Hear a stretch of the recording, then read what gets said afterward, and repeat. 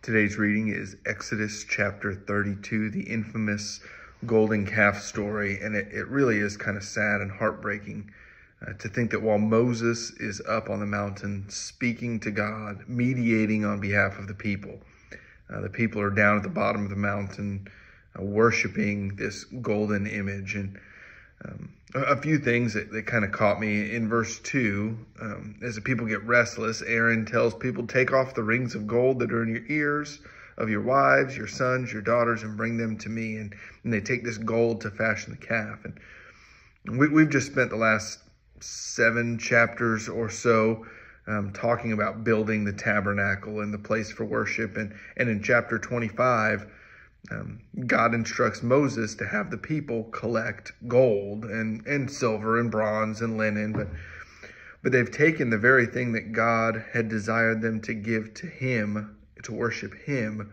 and have used that gold now to worship this calf that they fashion. And it's just kind of sad how people will take what God demands, and instead of giving what God demands to him in worship, they use it to worship themselves or other things.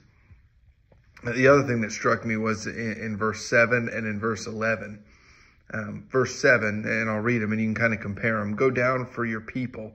The Lord said to Moses, go down for your people whom you brought out of the land of Egypt, and they have corrupted themselves. And then verse 11, Moses turns that back to God. Moses implored the Lord his God and said, O Lord, why does your wrath burn hot against your people whom you have brought out of the land of Egypt? In one instance, God says, Moses, you brought these people out. You go deal with your people.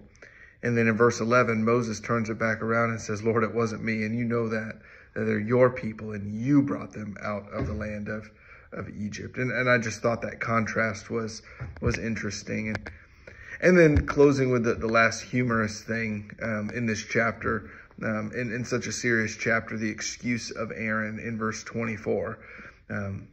He says, I said to them, let any who have gold take it off. So they gave it to me and I threw it into the fire and out came this calf. It feels like something my 6-year-old would tell me. I don't know what happened. I just threw it in the fire and it came out. And the excuses we make when we're caught in our sin. And so it's just a reminder, even in this humorous illustration, how quickly we are to shift blame away from ourselves and put it on anything else, regardless of how ridiculous it sounds.